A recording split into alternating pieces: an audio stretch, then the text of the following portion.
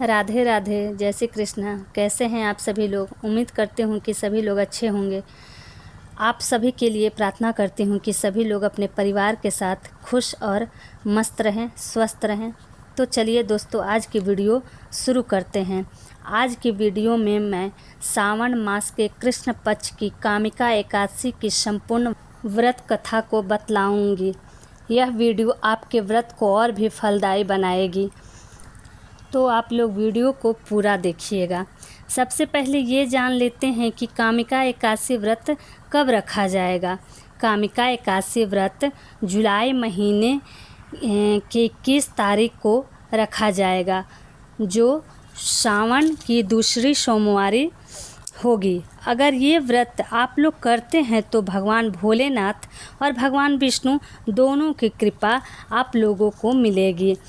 तो चलिए जान लेते हैं कामिका एकादशी की संपूर्ण पौराणिक कथा, जो पुण्य और मोक्ष का द्वार खोलती है। सर्वश्रेष्ठ धनुर्धर अर्जुन ने कहा, हे प्रभु, हे त्रिलोकीनाथ, मैंने आषाढ़ मास के शुक्ल पक्ष की देवशयनी एकादशी का सविस्तार वर्णन सुना है। अब आप मुझे श्रावण मास के कृष्ण पक्ष की एकादशी की कथा सुनाने की कृपा करें। इस एकादशी का नाम क्या है? इसकी विधि क्या है? इसमें किस देवता का पूजन होता है? इसका उपवास करने से मनुष्य को किस फल की प्राप्ति होती है?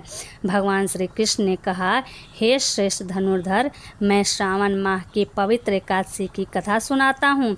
ध्यानपूर्वक श्रवण करो।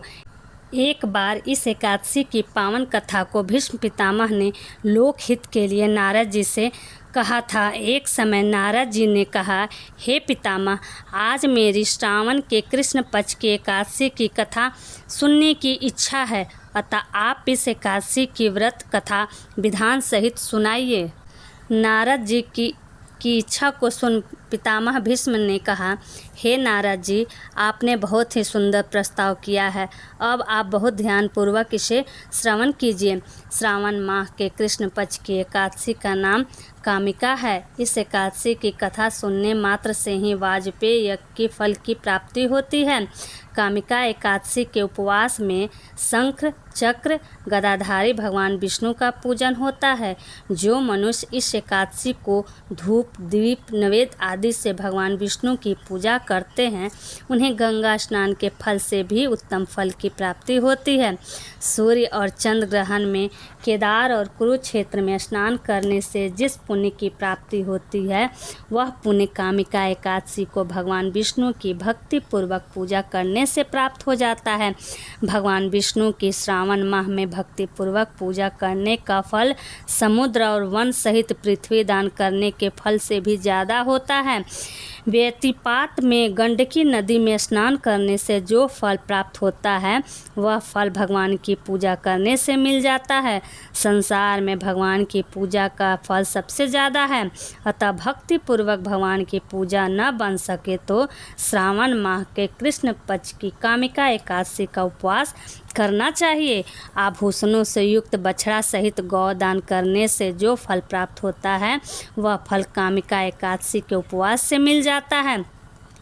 जो उत्तम द्विज श्रावण माह के कृष्ण पक्ष की कामिका एकादशी का उपवास करते हैं तथा भगवान विष्णु का पूजन करते हैं, उनसे सभी देव, नाग, किन्नर, पितृ आदि की पूजा हो जाती है।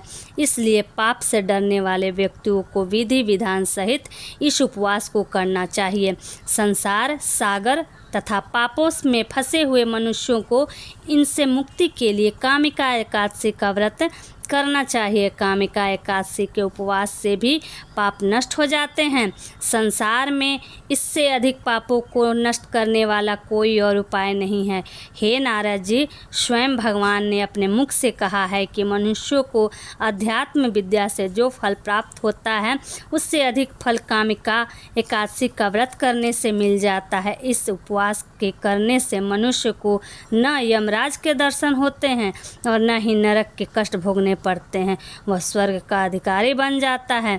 जो मनुष्य इस दिन तुलसी दल से भक्ति पूर्वक भगवान विष्णु का पूजन करते हैं, वे इस संसार सागर में रहते हुए भी इस प्रकार अलग रहते हैं जिस प्रकाश कमल पुष्प जल में रहता हुआ भी जल से अलग रहता है। तुलसी दल से भगवान श्री हरि का पूजन करने का फल 1 भार स्वर्ण और 4 भार चांदी के दान करने के फल के बराबर है। भगवान विष्णु रत्न, मोती, मणि आदि आभूषणों की उपेक्षा तुलसी दल से अधिक प्रसन्न होते हैं। जो मनुष्य प्रभु का तुलसी दल से पूजन करते हैं उनके सभी पाप नष्ट हो जाते हैं। हे नारद जी, मैं भगवान को अति प्रिय श्री तुलसी जी को प्रणाम करता हूँ। तुलसी जी के दर्शन मात्र से मनुष्य के सभी पाप नष्ट हो जाते हैं और शरीर के स्पर्श मात्र से मनुष्य पवित्र हो जाता है। तुलसी जी को जल से स्नान कराने से मनुष्य की सभी यम यातनाएं नष्ट हो जाती है। जो मनुष्य तुलसी जी को भक्ति पूर्वक भगवान के श्री चरण कमलों में अर्पित करता है उसे मुक्ति मिलती है। इस कामिका एकादशी की रात्रि में को जो मनुष्य जागरण करते हैं और दीप दान करते हैं उनके पुण्यों को लिखने में चित्रगुप्त भी असमर्थ हैं। एकादशी के दिन जो मनुष्य भगवान के सामने दीपक जलाते हैं उनके पितर स्वर्ग लोक में अमृत का पान करते हैं।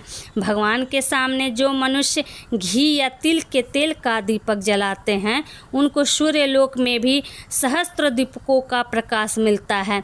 कामिका एकादशी का व्रत प्रत्येक मनुष्य को करना चाहिए।